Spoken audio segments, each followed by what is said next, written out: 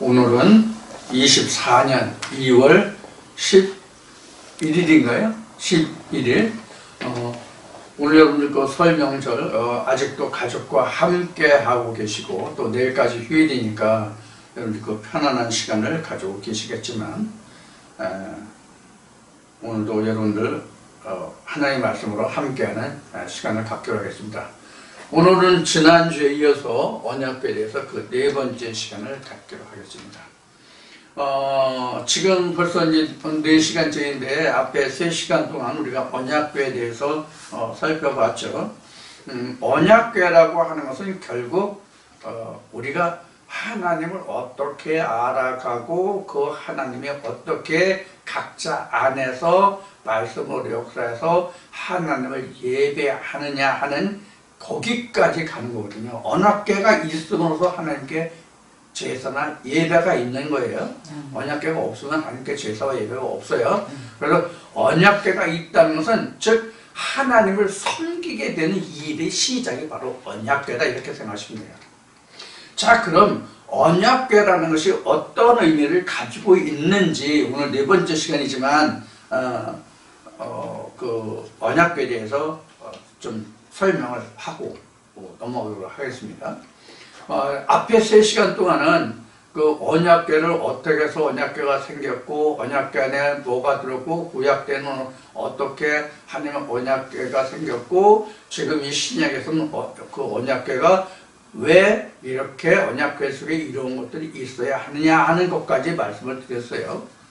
그럼 언약궤라는 것은 뭐냐? 이렇게 말씀을 드리면 언약궤란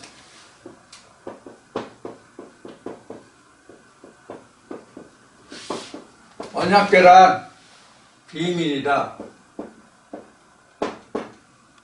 이렇게 말할 수 있어요. 그럼 여러분 왜 언약궤가 비밀이냐 이렇게 생각하실 수 있을 거예요. 언약궤라는 것은 쉬운 얘기로 하면 뭐가 언약궤냐면 하나님의 말씀이 담겨 있는 것이 언약궤잖아요. 하나님의 말씀이 담겨 있는 것이 언약궤예요. 그러면 하나님이 언약궤에 담기기 전까지는 하나님이 어떤 모습이에요? 하나님이 언약궤 안에 들어오시기 전까지는 어떤 모습이냐고요, 하나님이. 자, 이 비밀이라는 거에 답이 있어요. 하나님이요, 언약궤까지 오시기 전에는요, 공개된 하나님이에요. 무슨 뜻인지 이해가 안 돼요? 이게 무슨 뜻이냐면 하나님이 그 언약궤 안에 들어오면 언약궤 속에 하나님이 갇히게 되잖아요. 그런데 언약궤 안에 들어오기 전은 하나님이 공개된 거잖아요. 오픈된 거잖아요. 그래서 이게 오픈이라고 공개됐더니 오픈이라는 얘기 열려있다만 하나님이 그냥 이 오픈이라는 얘기는 또 다른 의미로 얘기하면 어떤 의미가 있냐면 천지 사방에 하나님이 다 흩어져 계시다 이런 뜻이에요. 그러면 공개된 하나님이다 오픈됐다 이 얘기는 다시 말하면 이거예요. 발견되지 않은 상태. 하나님이 발견되지 않은 상태가 공개된 상태, 오픈된 상태예요. 이게 성경이 그렇잖아요. 성경이 다 열려져 있잖아요. 오픈됐잖아요. 공개됐잖아요. 그럼 언약궤는 언제 생겨요? 이 말씀이 풀려져서 우리 안에 왔을 때 감춰져요. 우리 안에. 그래서 하나님은 비밀이에요. 이때 비밀이에요. 이 성경 자체가 비밀이 아니에요. 풀려져서 우리 각자의 마음 속에 주어져서 하나님이 자기만 소유할 수 있는 자기만 아는 하나님으로 자리 잡은 그것이 돌비고 언약궤고 그것이 내 건데 그건 비밀이에요. 그래서 요한계시록에서는 누구만 안다? 받은 자만 안다 이런 거예요. 성경은 누구나 다 가지고 있지만 이 안에 있는 것을 캐내서 그것을 가진 사람만 그 사람 거잖아요. 세상의 모든 지식도 마찬가지예요. 세상의 모든 지식도 마찬가지라고. 예를 들어서 우주가 있어요. 우주 안에 모든 원소들이 다 있잖아요. 모든 원소들이 다 있는데 그 원소들이 어떤 역할을 해서 어떤 물질을 만들어내고 그 물질이 어떻게 쓰여진다 하는 것을 아는 사람만 그걸 캐내잖아요. 그 캐낸 자만 그것을 알고 그것을 그 세상의 물건으로 만들어가지고 장사를 한다거나 사람에게, 인간에게 유익한 물건으로 쓸 수 있게 해준단 말이에요. 예를 들어서 우리가 그 병이 나면 병원에 가서 약을 먹잖아요. 물론 째지고 부러지고 한 거는 꿰매야 되고 맞춰야 되고 뭐 이런 거지만은 일반적으로 뭐 소화가 안 돼. 소화가 안 돼. 째고 부러지고 찢어져 가지고 꿰매고 했는데 상처가 나. 그럼 그 상처가 안 나면 항생제를 써야 되잖아요. 항생제가 따로 있는 게 아니라 세상 자연 모든 광물 중에서 성분 중에서 거기에 해당되는 성분을 뽑아서 어떤 약으로 만드는 거잖아요.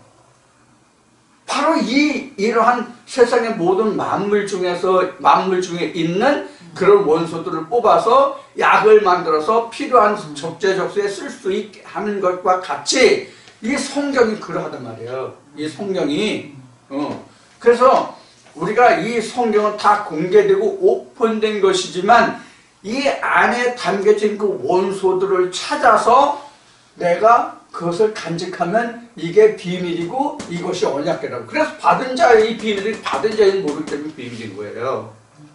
그래서 언약궤는 비밀이에요. 그래서 신약에 와서 구약 때 모세 때에는 그 나무로 짜여진 그 조각목, 아카시아 나무, 그 나무 안에 돌비가 들어가 있어. 돌비뿔이 없었어요. 근데 지금 모든 것이 지금 각자 우리 안에 있거든. 한마디로 얘기하면 뭐 아르나 쌍난 지팡이, 뭐 돌 항아리, 뭐 만나, 돌비 이거 다 뭐냐면 한마디로 얘기하면 내가 이 공개된 성경 말씀 중에서 나만이 가지고 있는 하나님의 말씀의 그 속뜻, 그게 돌비도 되고 아르나 쌍난 지팡이도 되고 뭐 만나 항아리도 되고 다 되는 거란 말이에요. 그러니까 지금은 전부 다 내 안에 있어요. 향품도 향로도 불도 다 한 말씀이라면 다 이게 받은 자에는 모르잖아. 그러니까 언약궤라는 것은 결국 비밀이에요. 언약궤가 비밀이라고. 하나님 자체가 비밀이 아니에요. 하나님 자체는 절대로 비밀이 아니에요. 받아가진 말씀, 언약궤 같은 말씀만 비밀이에요. 무슨 뜻인지 이해하시겠죠? 이게 오늘 아침 하나님이 제게 주신 이상이에요. 그래서 우리가 성경은 모든 것이 감춰졌고 비밀이지만 이 안에 진짜 하나님이 감춰져 있거든. 진짜 하나님이 감춰져 있다고. 그 감춰진 만나를 누가 캐먹느냐는 거예요. 그 캐먹는 만나가 각자에게 뭐가 된다? 비밀, 언약궤의 말씀이 된다. 그런 뜻이에요. 자,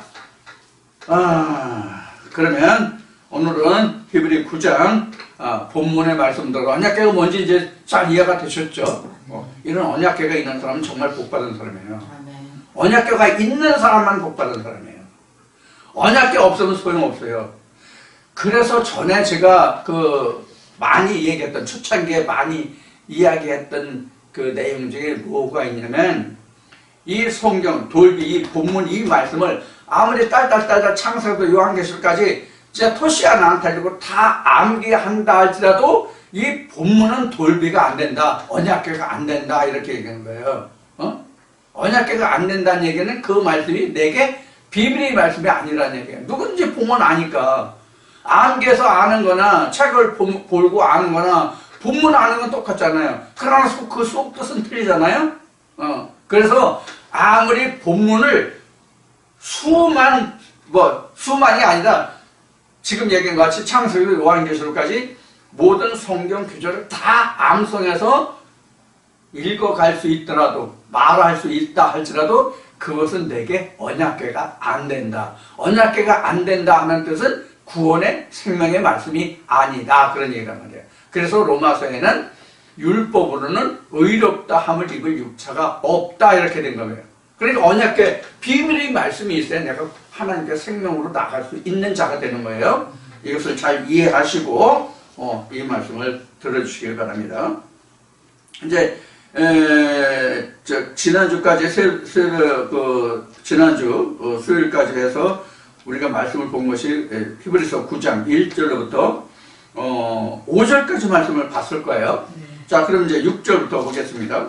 이 모든 것을 이같이 예비하였으니, 이것은 성소와 지성소에 대한 것을 얘기하는 거예요. 이 모든 것을 이같이 예비하였으니 제사장들이 항상 첫 장막에 들어가 섬기는 예를 행하고, 그러니까 지성소에는 못 들어가고 제사장들이 첫 장막에만 들어갔다는 얘기죠. 성소까지만 들어갔다는 얘기예요. 이 성소까지만 들어갔다는 얘기는 이 본문에서 나와 있는 그 절차로, 순서로 이야기하면은 법궤는 없다는 얘기예요. 언약궤는 없다는 얘기예요. 그러니까 비밀이 없다는 얘기지. 다 공개된 거란 얘기지. 그런 뜻이에요. 그러니까 이 첫 장막에 들어갔다 오는 것은 하나님을 알지 못한 거예요. 만나지 못한 거예요. 왜? 하나님을 만났다는 얘기는 언약궤를 봐야 하나님을 만난 거니까.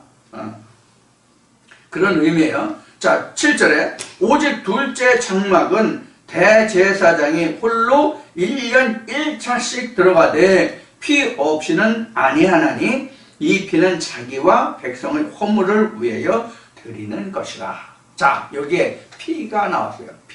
피를 가지고 지성소에 대제사장이 1년에 1차 들어간다. 1차. 한 번이 아니라 1차.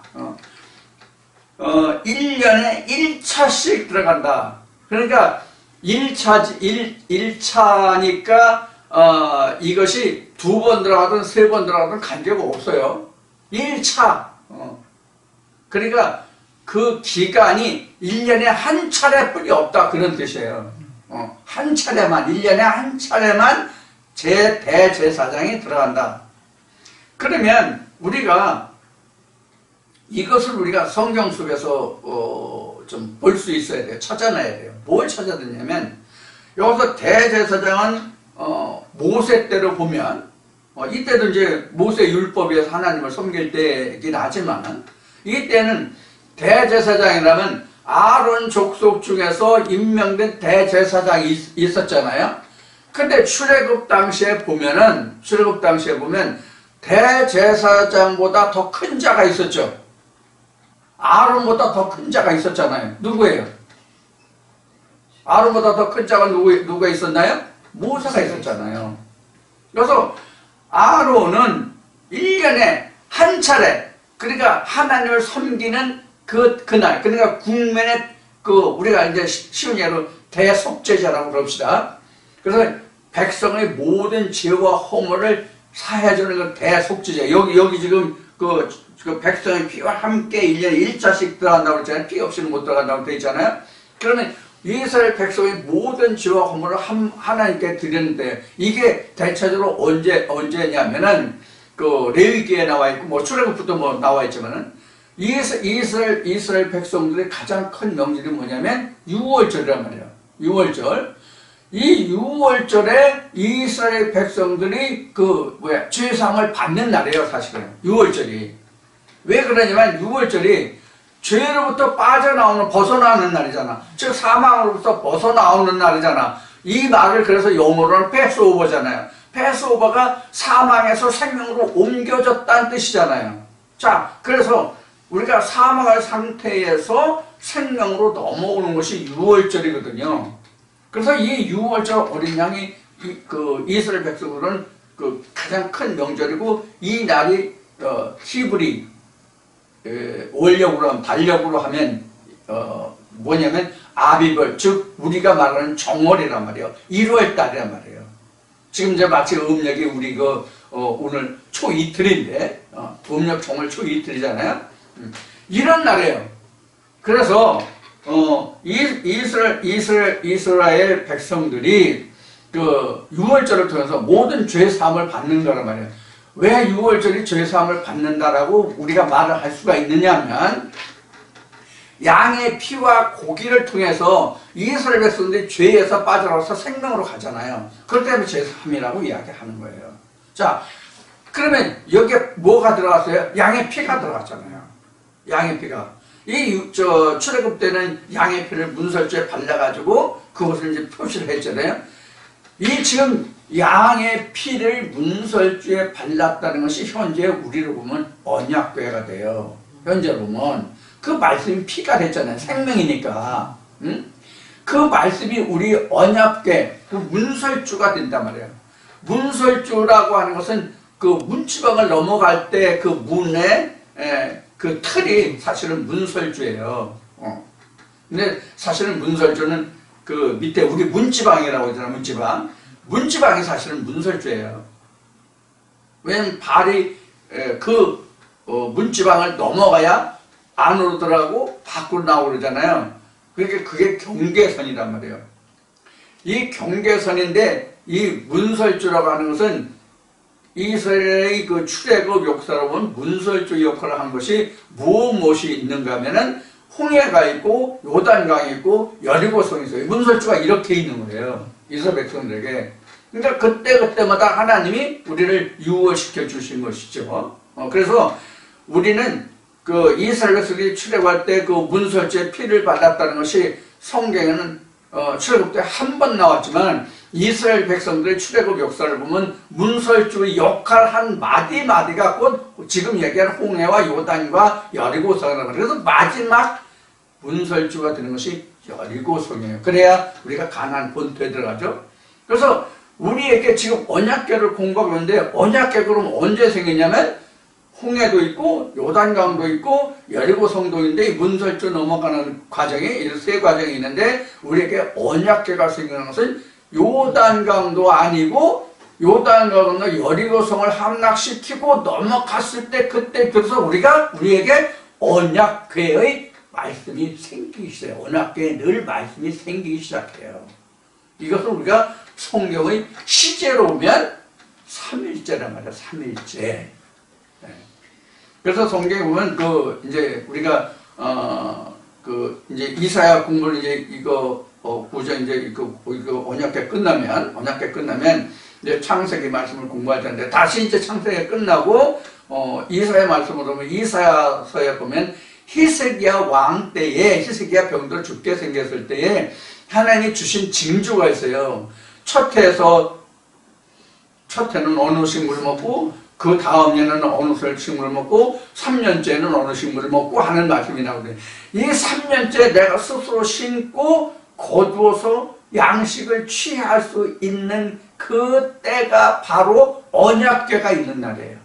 그게 비밀이에요. 그게 그 사람한테만 자기가 양식을 취할 수 있는 여기까지 가서 자기가 언약궤가 돼야만 자기가 그때 비로소 비밀의 말씀을 풀어서 설파할 수 있는 거예요.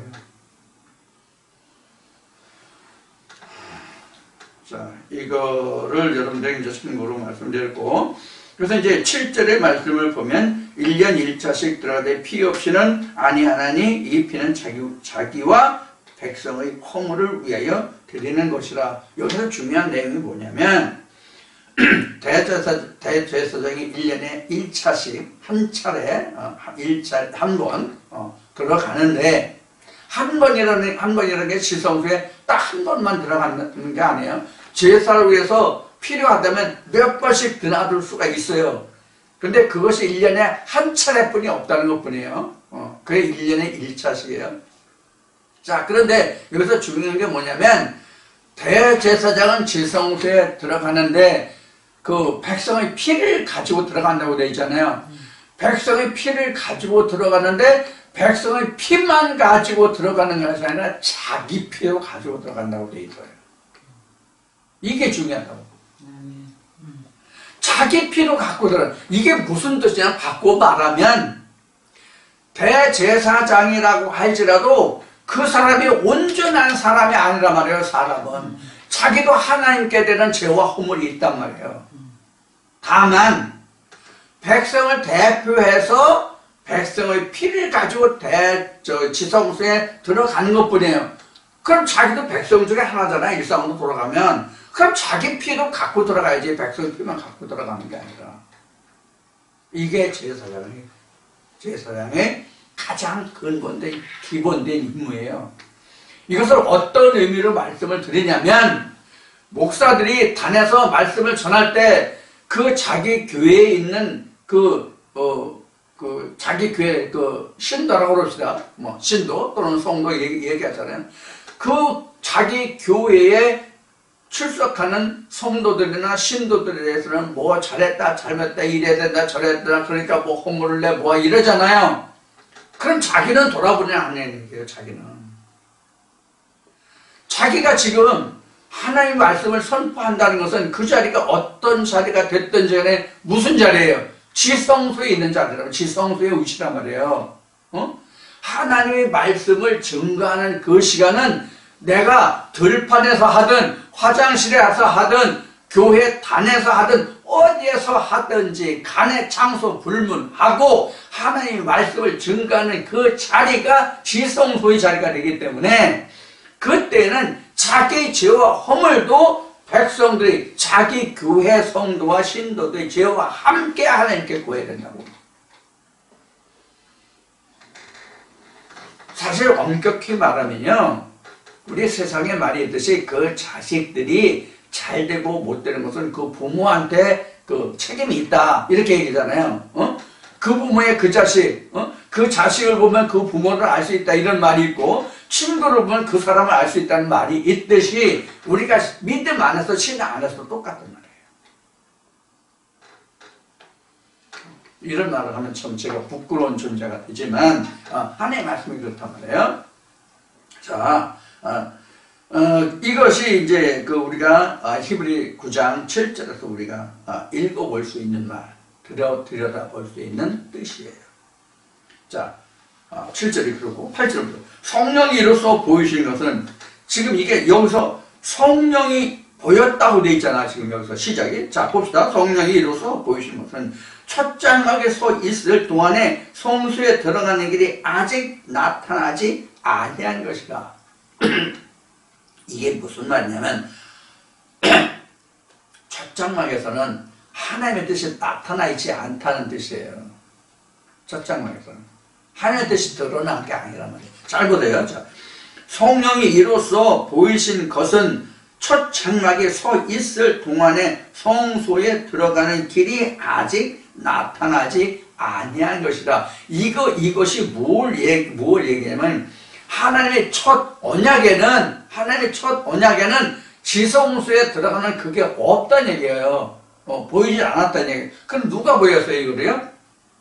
신약의 예수가 보였다니. 그래서 여기서 앞에 모두에 얘기했듯이 우리가 언약궤가 생긴다는 건 제사, 하나님께 예배하는 거기까지 포함한다고 말씀을 드린 거예요. 자, 조금 더 봅시다. 그래서 지금 여기에 지금 나타나는 것은 표면적인 것이 지금 우리가 기록하고 있잖아요. 9장 1절부터 표면적으로. 실제 이스라엘의 그 출애굽 역사를 통해서 어떻게 모세가 돌들 받고 언약궤를 어떻게 만들고 그 언약궤를 어떻게 설치하고 어떻게 보관하고 하나님께 예배하는 이런 것을 우리가 첫 언약에서 그냥 우리에게 보여준 것, 즉 모세를 통해서 이렇게 보여준 것이잖아. 이거를. 근데 이것을 여기서 지금 히브리 기자는 지금 뭐라고 지금 8절에 기록하면 성령이 이로써 보이신 것이라고 얘기하잖아요. 그러면 앞에 보이는 이것 속에 무엇이 들어있다는 얘기예요? 표면적이지만 표면적으로 보여진 이것에 무엇이 들어있다는 얘기예요? 성령이 들어있다. 그런 얘기란 말이에요. 성령이 이런 것을 우리에게 보이는 것으로 증거해 주셨다. 이런 뜻이 된단 말이에요. 그러니까 이제 표면에 나타나는 것을 가지고 우리가 이면을 보는 것이죠. 그걸 의미하고 있는 거예요. 자, 그 다음에 9절에 이 장막은 현재까지 비우니 이에 의지하여 드리는 예물과 제사가 섬기는 자로 그 양심상으로 온전케 할 수 없나니. 이렇게 이게 지금 방금 8절에서 말씀드린 그 하나님을 섬기는 예법이라고 지금 얘기했던 거예요. 자, 그래서 여기 첫 장막에는 비유라고 되어 있잖아요. 이 장막은 현재까지의 비유니 의지하여 드리는 예물과 제사가 섬기는 자로 그 양심상으로 온전케 할 수 없다. 즉 이 얘기가 뭐냐면 지성소에서 드리는 그 제사로는 하나님이 온전함을 인간이 온전함을 입을 수 없다는 얘기예요. 그래서 이것은 하나의 비유다는 얘기예요. 비유. 여기서 이제 장막이 나오는데 이 장막이 이제 뒤에 이 장막이 우리 육체라고 이제 나올 거예요. 이 뒤에 보면. 그래서 이건 육체로 하나님을 섬기는 예법에 불과한 것이지 이것이 온전한 예배, 제사는 되는 것이지만 예배는 안 된다. 그런 의미란 말이에요. 자, 그 다음에 10절에 보겠습니다. 이런 것은 먹고 마시는 것과 여러 가지 씻는 것과 함께 육체의 예법만 되어 개혁할 때까지 맡겨둔 것이니라. 그러니까 하나님이 모세에게 십계명을 돌비를 주면서 법궤를 만들고 성막을 만들게 해서 이런 때는 이렇게 짐승을 갖고 그 피를 단에 뿌리고 기름기 콩팥과 기름 태우고 그 채는 어디에 갖다 버리고 이런 거 있잖아요. 모든 그 제사 예법. 이거는 예수가 올 때까지, 그러니까 온전한 그 예법이 올 때까지 우리에게 보여준 그림자, 그런 설명을 지금 하고 있는 거예요. 쉽게 얘기해서. 그래서 예법만 됐다고 그래서 여기서는 육체의 예법만. 그러니까 육체의 예법이라는 것은 뭐냐면 보이는 예법은 되지만 우리 마음으로 가는 것은 아직 아니다, 그런 의미란 말이에요. 그래서 육체의 예법만 되어 개혁할 때까지. 그러니까 제사가 예배로 되는 그것이 이제 개혁, 제사에서 예배로 돌아오는 게 개혁이란 말이에요. 예배로 이제 전환되는 것이. 그래서 예배로 전환될 때까지 우리에게 육체로 하나님을 섬기는 예법으로 비유로 우리에게 보여주는 것이다. 그런 얘기란 말이에요. 그러니까 온전한 것은 아니다. 우리 지난번에 이제 이런 얘기를 했죠. 모형. 우리가 신학적으로 얘기하면 이것을 뭐라고 표현하나 그거를 한번 머리에 떠올렸다가 올랐다가 또 분만 단어가 사라져 버렸는데 모형이라고 얘기했나 그래요. 모세는 예수의 모형이다. 그런 얘기란 말이에요. 예표다. 그런 얘기란 말이에요, 지금. 그러니까 무슨 얘기냐면 성소는 지성소의 예표다. 이제 그런 설명을 하고 있는 거예요. 그 예표가 육체만 들어가잖아요. 영이 들어가지 못한다는 뜻이란 말이에요. 그래서 이제 11절의 2절 말씀이 그리스도께서 장래 좋은 일의 대제사장으로 오사 손으로 짓지 아니한 곧 이 창조에 속하지 아니한 더 크고 온전한 장막으로 말미암아, 이렇게 나온 거예요. 이게 지금 이제 제사에서 예배로 전환되는 과정을 지금 설명하고 있는 거예요, 히브리 기자가. 그래서 12절의 2절 말씀을 보면 염소와 송아지의 피로 아니하고 오직 자기 피로 영원한 속죄를 이루사 단번에 성소에 들어가셨느니라. 여기에서 우리가 중요한 것이 뭐냐면 그래서 언약궤가 필요하다는 얘기예요. 하나님께 드릴 그 피가 필요하다. 짐승의 피가 아니라 예수의 피가 필요하다는 얘기예요. 예수의 피가 곧 뭐냐면 비밀이라고 얘기하니 언약궤가 있는 것이죠. 그래서 언약궤가 있는 사람만 제사에서 예배로 나갈 수 있는 자가 된다 그러니까 이게 요한복음 4장에서는 신정과 진정의 그 예배라고 예수가 증거하고 있는 거예요. 그러니까 사마리아 여인이 예수를 만났을 때 드릴 수 있는 것이 사마리아 때는 제사요, 야구 유물이요, 예수를 만날 때는 생수 유물이요, 이게 예배고 신령과 진정으로 드리는 것이다. 그런 얘기가 같은 거예요. 그런 의미를 지금 11절에 12절에 지금 설명하고 있는 거예요. 11절 12절에서 설명하고 있는 것은 육체 예법에서 이렇게 영의 예법으로 바뀌어져 간다 이런 얘기예요. 그러니까 제사의 변천이죠. 뒤에 이제 다시 설명이 나와요. 그래서 단번에 성소에 들어가셨느냐 뭐로? 자기 피로, 예수의 피로. 그래서 언약궤가 곧 피예요. 언약궤가 왜 피냐면 실제 피라서 피가 아니라, 물론 2000년 전에 예수가 십자가에 달려서 피를 흘려줬잖아요. 그래서 그 피라고 얘기하지만 사실은 예수의 그 피가 우리가 생명을 주지 못해요. 2000년 전 예수가 십자가에 달려서 그 로마 병정들이 그 창으로 옆을 찔러서 피와 물이 나왔다고 요한복음 19장인가? 거기서 증거하고 있잖아요. 그런데 2000년 전 유대인들의 그 시기와 질투로 해서 로마 병정에서 옆구리가 찔려서 십자가에 죽었던 예수의 그 피를 얘기하는 거예요. 즉 우리의 인간이 흘리는 피 또는 동물이 가지고 있는 그 피를 말하고 있는 것이 아니라 다시 창세기의 6장부터 11장까지 보면은 노아가 있고 홍수 심판이 있고 홍수 심판이 끝난 후에 그들이 그 하나님께로부터 먹거리를 초식에서 동물 육식으로 포함이 되잖아요. 초식에서 초식만 먹다가 그 다음에 그 육식까지 포함되잖아요. 노아 홍수 심판이 끝나고. 그러면 하나님이 노아의 홍수 심판이 끝나고 육식도 인간에게 허락하실 때 금지된 것이 뭐예요? 피죠. 피를 왜 금했어요? 이건 생명이 되기 때문이라고 했잖아요. 그래서 피는 생명을 의미하는 거란 말이에요.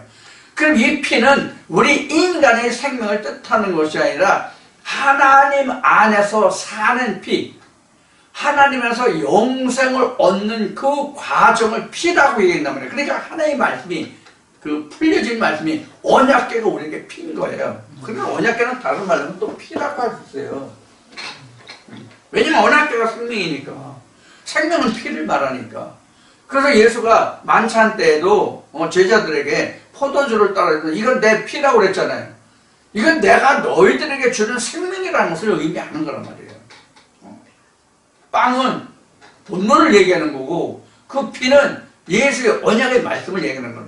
이 언약의 말씀이 너에게 생명이 된다는 얘기란 말이에요. 본문도 있고 그 속에 숨겨진 말씀도 있고 그래야 그게 뭐냐면 빵과 떡이란 말이에요. 그게 피와 살이란 말이에요. 본문이 없는 속뜻이 없잖아요. 그런 뜻이에요.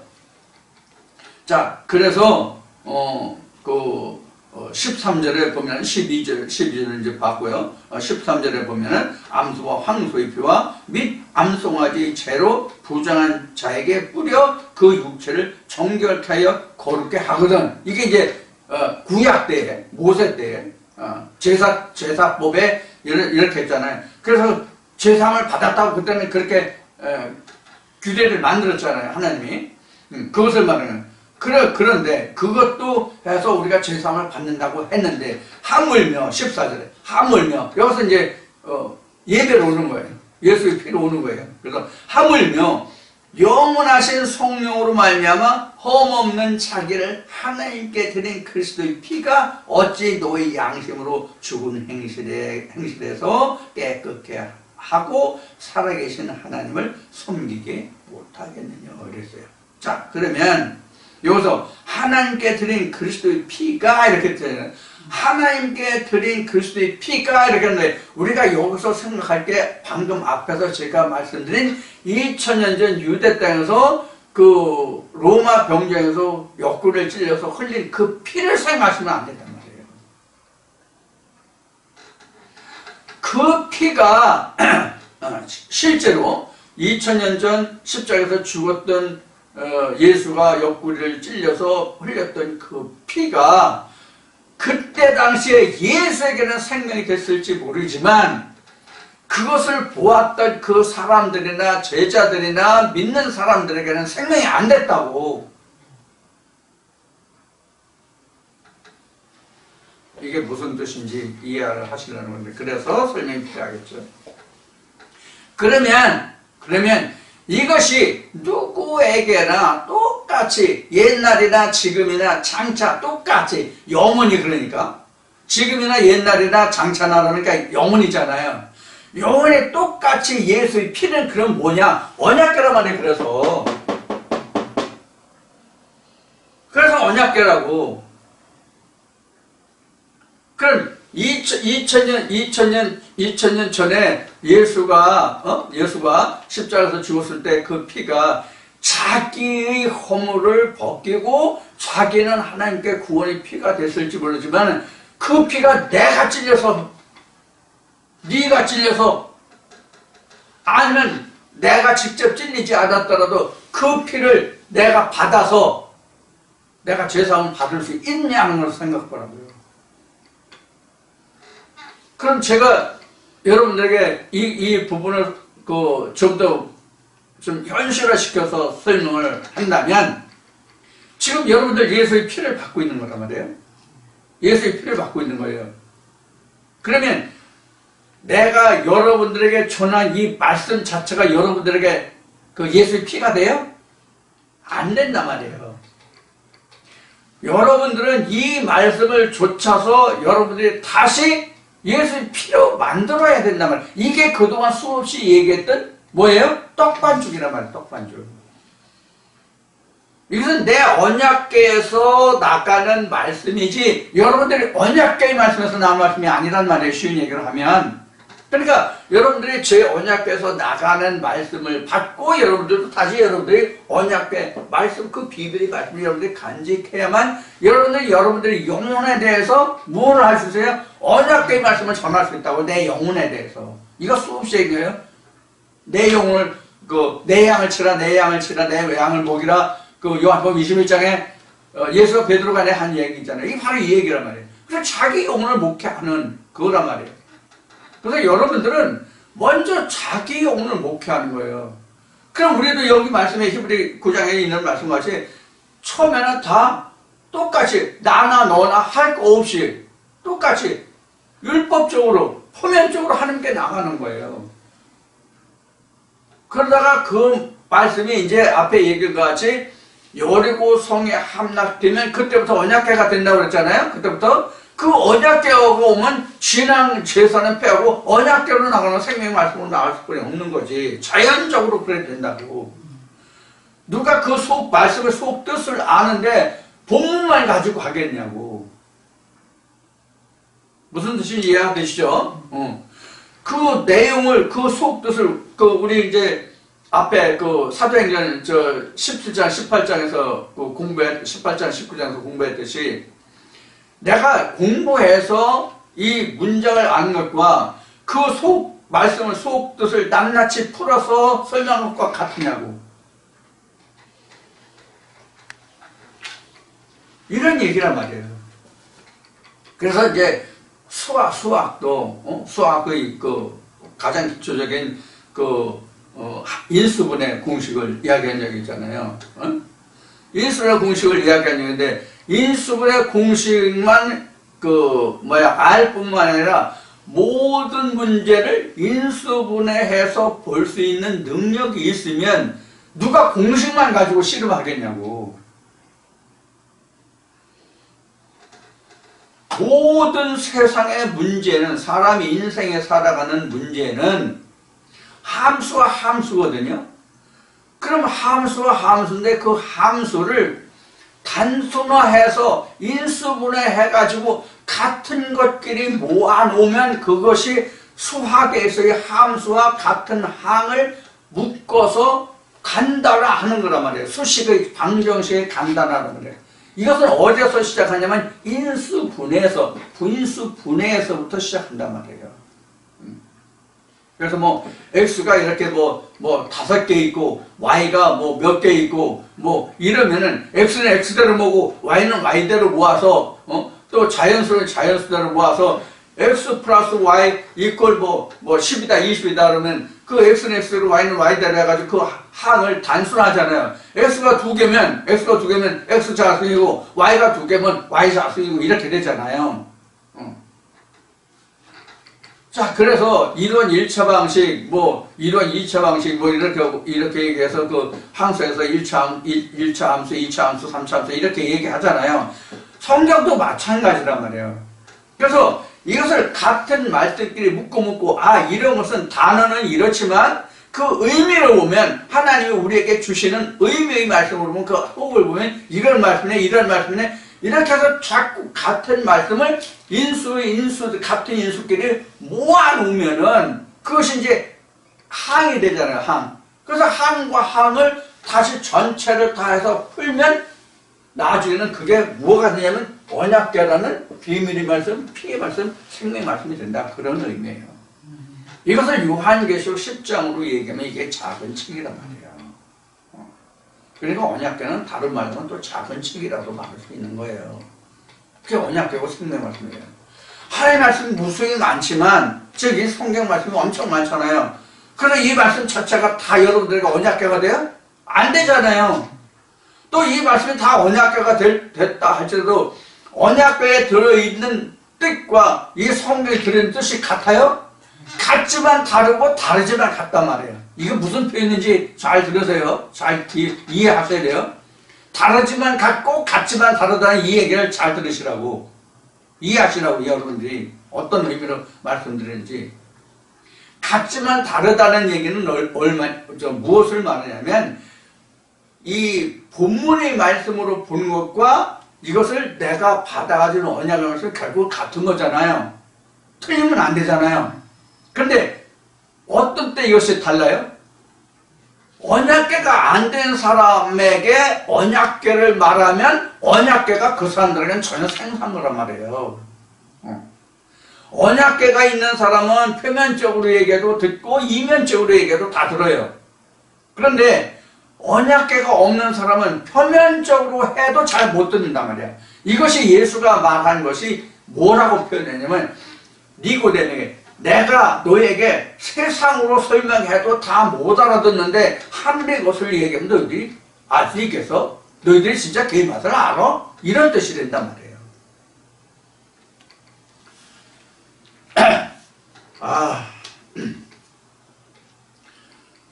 자, 그래서 거기 14절에 보면 하물며라고 하는 뜻은 이게 전혀 다르다는 의미를 가지고 있잖아요. 훨씬 더 크다는 의미를 가지고 있잖아요. 하물며라는 얘기를. 야, 너희가 예를 들어서 우리가 저는 돈에 대해서 예민하니까 돈을 가지고 설명할게요. 난 항상 그 돈을 좋아하기 때문에 100원, 200원, 몇천 원, 몇만 원에 그냥 목숨을 건다고 생각해 봅시다. 나는 매일 그거 가지고 전전긍긍해. 몇만 원, 몇천 원 가지고 맨날 전전긍긍해. 근데 삼성그룹의 이재용 회장이 몇만 원, 몇천 원 가지고 전전긍긍해요? 거긴 최소한도 몇백억, 억 단위로 간단 말이야. 아무리 적어도. 그러면 내가 몇만 원, 몇천 원 가지고 전전긍긍하는 것과 이재용 회장이 최소한도 억대로 가지고 걱정하는 것을 비교하면 내가 볼 때는 그 억대로 가지고 걱정하는 사람들이 그러면 내가 가지고 요런 거 가지고 걱정하는데 하물며 이렇게 큰 돈을 가지고 걱정하는 사람은 그 마음이 얼마나 더 힘들겠냐 이렇게 말할 수 있는 비교할 수 있는 거죠. 그러니까 전혀 격이 다르다는 얘기잖아요. 예? 그러니까 이게 육체의 예대로 하나님께 나갈 때와 하나님이 원하시는 그 자체로 하나님이 원하시는 대로 나갈 때는 전혀 극과 극이다. 상황이 전혀 다르다가 여기 하물며라는 말이에요. 그럼 여기 왜 하물며라는 거 했냐면 피에 있어요. 피에 대해서 하물며라는 것이 있어요. 왜 그러냐면 모세의 성소에서 하나님을 섬길 때는 짐승의 피나 고기였잖아요. 그런데 하물며라는 것은 예수 하나님의 자신의 피와 살이잖아요. 그러니까 하물며가 되는 거야. 그래서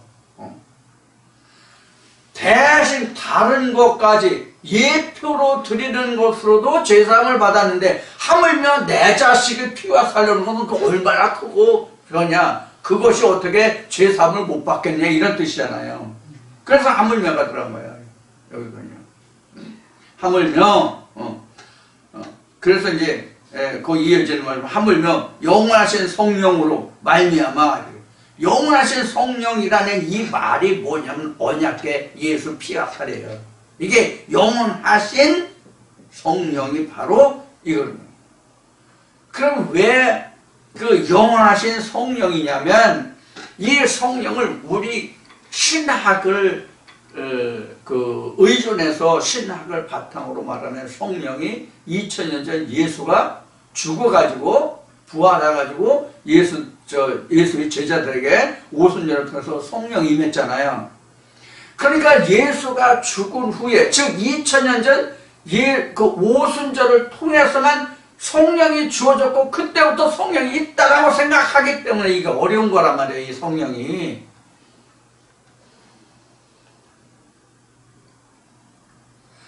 그러면 우리가 이 성령이라는 게 앞에서도 지금도 그렇고 전에도 그렇고 장차라는 얘기, 즉 영원이라는 얘기 했잖아요. 조금 전에도. 영원히 누구에게나 똑같이 적용되려면 영원하신 이 성령이라는 게 뭐가 되느냐를 우리가 생각해 봐야 되는 거예요. 그럼 그게 뭐예요? 이게 뭐예요? I am that I am이 성령이에요.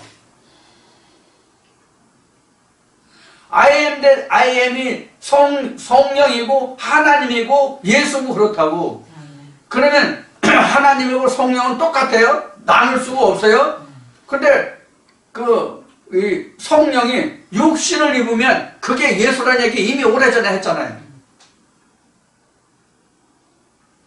예수는 성령을 입은 자가 예수예요. 예수는 그 자만이 하나님을 주다 그리스도라고 말할 수 있는 거란 말이에요.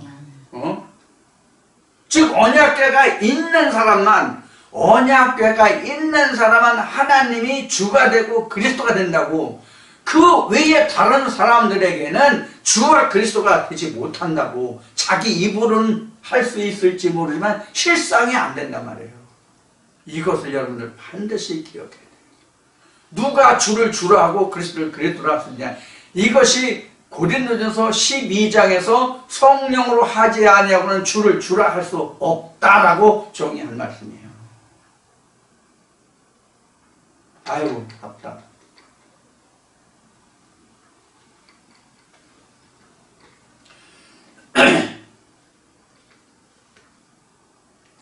여러분들도 지금 이 아유 답답이라고 한 말을 지금 여러분들 들으셨잖아요. 제가 아유 답답이라고 한 이 말을 한 게 어떤 이유냐면 지금 유튜브 상에 박문호 박사의 사이언스 자연과학에 대한 강의가 많이 나와 있어요. 많이 나와 있는데 그 박문호 박사님이 한참 이 과학을 자연과학을 이렇게 설명하다가 중간중간에 자기도 모르는 사이에 한 말이 습관적으로 하는 말이 있더라고. Oh my science. 그래서 아이고 이런 얘기는. 그래서 저 같은 경우는 그것을 흉내내는 Oh my Jesus Christ 이 말로 표현할 수 있겠죠. 그게 답답한 거예요. 그러니까. 내가 할 말이 많은데, 내가 하고자 하는 일이 많은데, 이것이 다 이룰수록 내가 무엇이 답답하래요. 이제 예수가 그런 얘기를 하잖아요. 이제 그런 거예요.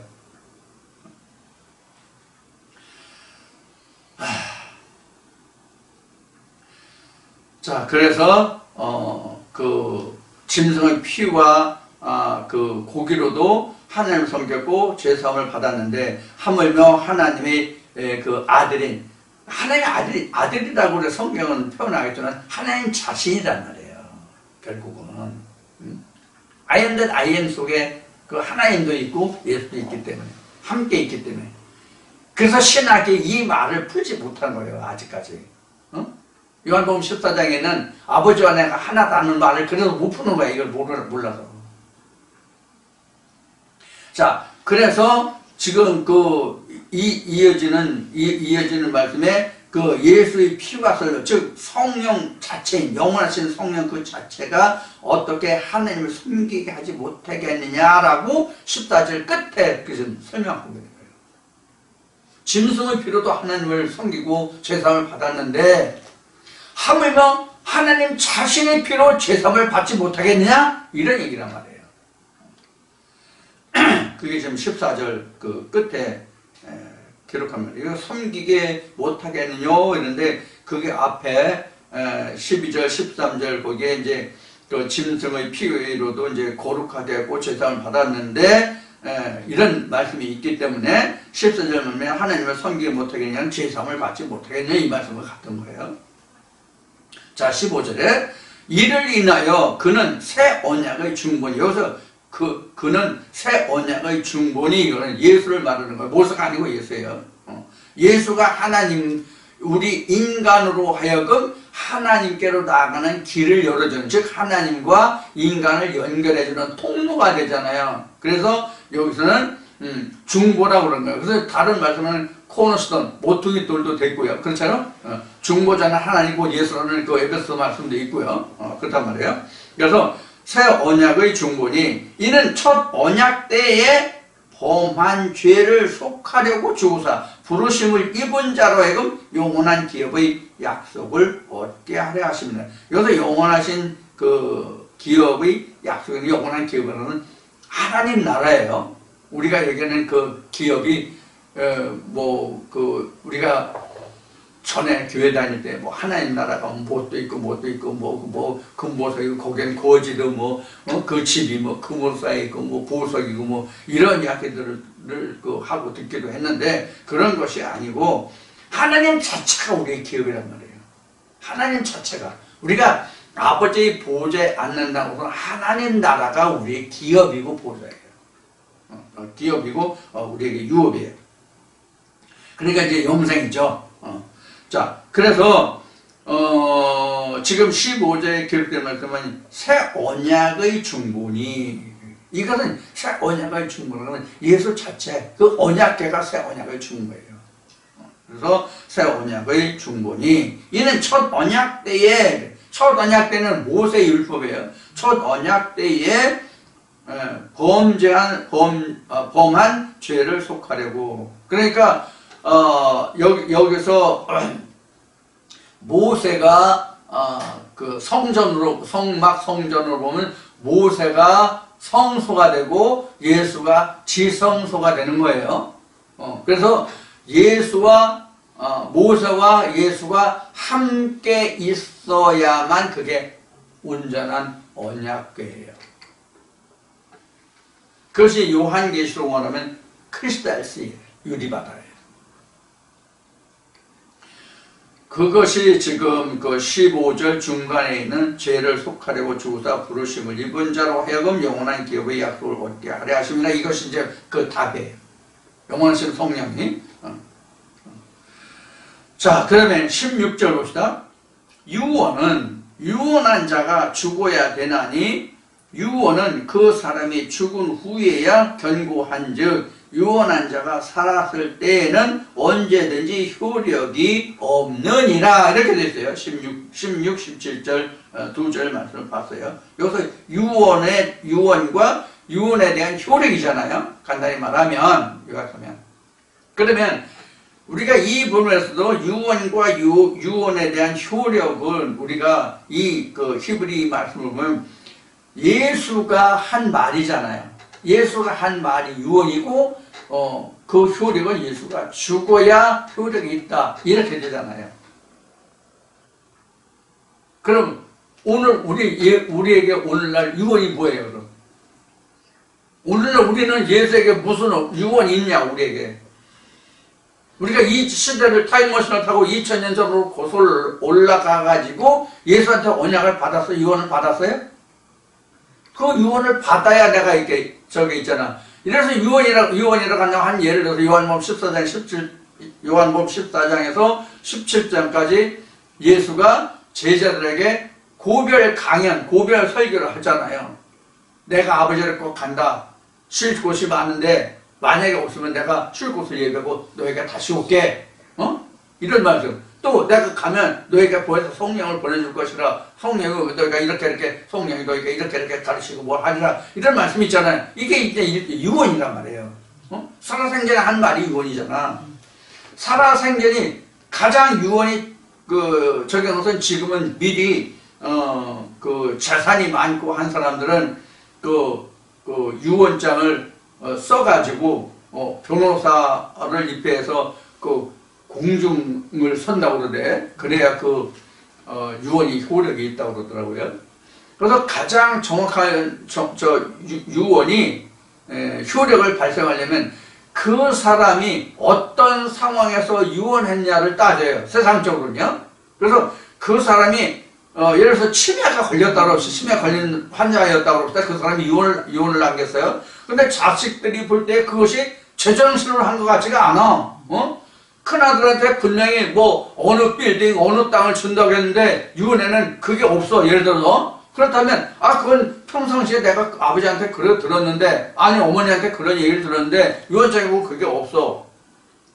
그러면 이제 법적인 그 다툼을 하는 것을 유튜브나 이런 데서 변호사를 나와서 하는 얘기를 들으면 그 사람이 유언을 쓸 때 제정신이냐 치매 걸렸을 때는 즉 정상적인 상황에서 유언장을 작성해야만 그게 효력이 있더라고요.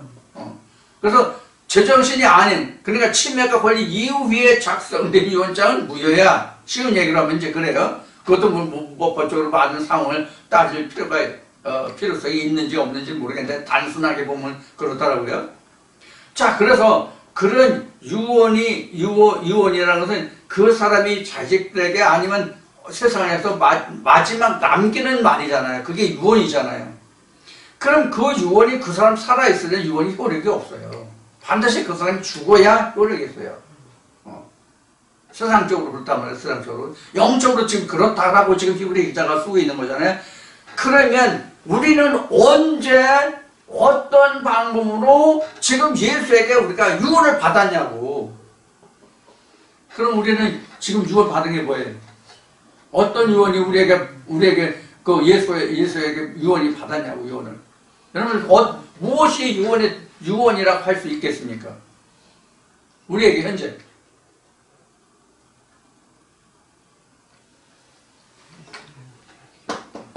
이게 유언이에요.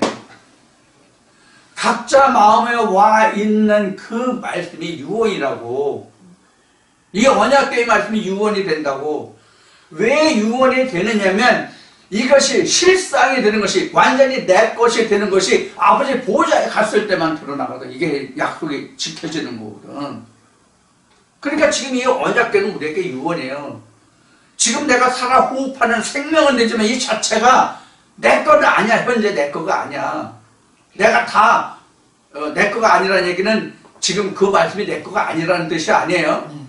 아버지의 보좌가 아직은 내 것이 아니란 말이에요. 언약의 상태로 있는 거지. 그러니까 유언장으로 있는 거지. 이렇게 주겠다라고 지금 언약만 하신 거지. 지금 유언만 한 것이지. 내가 죽어야 간단 말이에요. 그럼 여기서 하나 중요한 단서가 하나 있어요. 지금 제가 뭐라고 표현했어요? 내가 죽어야지 이렇게 나왔잖아요. 그래서 내가 말씀을 입은 요한복음 1장에 기록된 말씀을 입은 예수가 된다. 내 육체가 벗어야 그 언약의 실체가 드러나서 그것이 아버지 보좌에 가면 아버지 나라가 다 내 거다 하는 그것이 유언이 된다는 거예요. 그래서 내가 죽어야 지금 예수가 죽어야 유언이 되는 거예요. 그래 우리는 여기서 예수라고 그러니까 2000년 전 유대 땅에 왔던 예수가 죽어야 이렇게 된단 말이에요. 우리가 일반적으로 느끼는. 그런데 실제로 오늘날은 말씀이 육신을 입은 예수가 죽어야 누구나 예수가 돼야 되잖아. 말씀이 육신을 입은 자가. 그래서 내 육신의 장막을 벗어야 아버지의 나라가 실상으로 내 거가 된단 말이에요. 지금은 증서만 있는 거야. 그 증서가 언약궤라고. 이게 받은 사람만 받아가지고 거예요. 지금 비밀이야. 이제 이런 얘기가 됩니다. 자 이제 한참 연설을 하다 보니까 입이 좀 마르고 한 시간이 좀 몇 분 지난 것 같습니다. 여러분들도 지루하실 것 같아서 잠시 쉬었다가 저는 커피 한 잔 마시고 다시 하겠습니다.